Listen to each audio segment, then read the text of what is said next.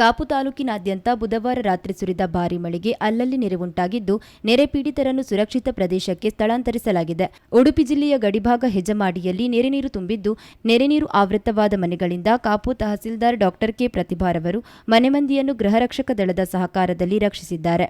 ತಹಸೀಲ್ದಾರ್ರವರು ಸೊಂಟದವರೆಗಿನ ನೀರಿನಲ್ಲಿ ನೆರೆಬಾಧಿತ ಮನೆಗಳಿಗೆ ಹೋಗಿ ಅಲ್ಲಿ ನೆರೆ ಪೀಡಿತರನ್ನು ರಕ್ಷಿಸಿದ್ದು ಶ್ಲಾಘನೆಗೆ ಪಾತ್ರವಾಗಿದೆ. ಪಡುಬಿದ್ರಿಯ ಪಾದೆಬೆಟ್ಟು, ಹೆಜಮಾಡಿ, ಕಾಪು, ಮಜೂರು ಪ್ರದೇಶಗಳಲ್ಲಿ ನೆರೆ ಬಂದಿದ್ದು ಸ್ಥಳೀಯರನ್ನು ರಕ್ಷಿಸಲಾಗಿದೆ. ಉಚ್ಚಿಲ, ಅದಮಾರ್, ಯಲ್ಲೂರು ರಸ್ತೆ ಸಂಪೂರ್ಣ ಜಲಾವೃತಗೊಂಡಿದ್ದು ಪರ್ಯಾಯ ರಸ್ತೆಯಲ್ಲಿ ವಾಹನ ಸಂಚಾರವನ್ನು ಕಲ್ಪಿಸಲಾಗಿದೆ. ತೆಂಕ, ಯರ್ಮಾಳ್, ಅದಮಾರ್, ಪೂಂದಾಡು ರಸ್ತೆಯು ಸಂಪೂರ್ಣ ಜಲಾವೃತವಾಗಿದ್ದು ಪ್ರಯಾಣಿಕರು ಸುತ್ತು ಬಳಸಿ ಸಂಚರಿಸಬೇಕಿದೆ. ಕುಂಜೂರು ಶ್ರೀ ದುರ್ಗಾಪರಮೇಶ್ವರಿ ದೇವಸ್ಥಾನದ ಒಳಗೆ ನೀರು ನುಗ್ಗಿದ್ದು ಪ್ರಾಂಗಣದವರೆಗೆ ನೀರು ನುಗ್ಗಿದೆ. ಗುರುವಾರ ಬೆಳಗ್ಗಿನಿಂದ ಮಳೆ ಕಡಿಮೆಯಾಗಿದ್ದು ನೆರೆ ಇಳಿತ ಕಂಡುಬಂದಿದೆ.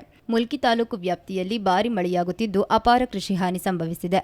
ತಾಲೂಕಿನ ಕಿಲ್ಪಾಡಿ ಗ್ರಾಮ ಪಂಚಾಯಿತಿಯ ಇತಿಹಾಸ ಪ್ರಸಿದ್ಧ ಮುಲ್ಕಿ ಸೀಮೆಯ ಕಿಲ್ಪಾಡಿ ಕುಮಾರ ಮಂಗಳ ದೇವಸ್ಥಾನದ ರಸ್ತೆ ಸಂಪೂರ್ಣ ಜಲಾವೃತವಾಗಿದೆ. ಈ ಭಾಗದಲ್ಲಿ ಕೆಲವು ಕುಟುಂಬಗಳಿದ್ದು ಪ್ರತಿ ಮಳೆಗಾಲದಲ್ಲಿ ಅತಂತ್ರ ಸ್ಥಿತಿಯನ್ನು ಎದುರಿಸುತ್ತಿದ್ದಾರೆ. ಸ್ಥಳೀಯರಾದ ಚಂದ್ರಶೇಖರ ಮಯ್ಯ ಮಾತನಾಡಿ, ದೇವಸ್ಥಾನದ ಬದಿಯಲ್ಲಿ ಹರಿಯುತ್ತಿರುವ ತೋಡಿನ ಹೂಳೆತ್ತದೆ ಕೃತಕ ನೆರೆ ಉಂಟಾಗಿ ಅಪಾರ ಕೃಷಿ ನಾಶವಾಗಿದ್ದು ಅಪಾಯದ ಸ್ಥಿತಿ ಉಂಟಾಗಿದೆ ಎಂದು ತಮ್ಮ ಆಕ್ರೋಶವನ್ನು ವ್ಯಕ್ತಪಡಿಸಿದ್ದಾರೆ.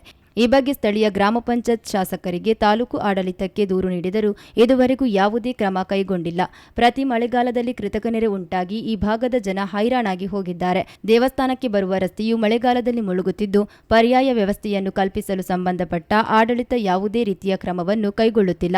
ಇದರಿಂದಾಗಿ ಗ್ರಾಮದ ಅಭಿವೃದ್ಧಿ ಮರೀಚಿಕೆಯಾಗಿದೆ ಎಂದು ಅವರು ಬೇಸರವನ್ನು ವ್ಯಕ್ತಪಡಿಸಿದ್ದಾರೆ. ದೇವಸ್ಥಾನಕ್ಕೆ ಹೋಗಲಿಕ್ಕೂ ಸಮಸ್ಯೆ, ಮತ್ತು ಇಲ್ಲಿ 100 ಎಕರೆ ಕೃಷಿ ಮಾಡಿದ್ದಾರೆ. ಆ ಕೃಷಿಗೆ ಯಾವತ್ತೂ ಸಮಸ್ಯೆ. ಇಲ್ಲಿ ಹೂಳು ಎತ್ತಬೇಕೆಂದ ಪಂಚಾಯತಿಯಲ್ಲಿ ಒಂದು 5-6 ಸಲ ನಾವು ಹೇಳಿದರು. ಪಂಚಾಯತ್ ಯಾವುದಾದ್ರು ಒಂದು ಕಾರಣ ಹೇಳ್ತಾರೆ. ಮತ್ತು ಯಾವ ಜನಪ್ರತಿನಿಧಿ ಆಗಲಿ ಇಲ್ಲಿ ಬಂದು ನೋಡಲಿಲ್ಲ. ಅದು ನೀರು ಅದೀಗ ಹೊಳೆ ಹೋಗಿ ಗದ್ದೆ ಆಗಿದೆ ಅಲ್ಲಿ. ಆದರೆ ನೀರು ಕೂಡಲೇ ಮಳೆ ಬಂದ ಕೂಡಲೇ ಬಂದು ಇಲ್ಲಿ ಇನ್ನು ನೆಕ್ಸ್ಟ್ ಯಾರು ಸಾಗುವಳಿ ಮಾಡದ ಪರಿಸ್ಥಿತಿಗೆ ಬಂದು ಮುಟ್ಟಿಸಿದ್ದಾರೆ. ಸ್ಥಳೀಯ ಪಂಚಾಯತ್ ಸದಸ್ಯರಾದ ಗೋಪಿನಾಥ ಪಡಂಗ ಮಾತನಾಡಿ, ಈ ಭಾಗದಲ್ಲಿ ಹರಿಯುತ್ತಿರುವ ತೋಡಿನ ಹೂಳೆತ್ತದೆ ಜಲಾನಯನ ಇಲಾಖೆ ಮುಖಾಂತರ ಸರ್ಕಾರಕ್ಕೆ ಮನವಿ ಸಲ್ಲಿಸಲಾಗಿದೆ. ಸಮಸ್ಯೆ ಬಗೆಹರಿಯುವ ವಿಶ್ವಾಸವಿದೆ ಎಂದರು.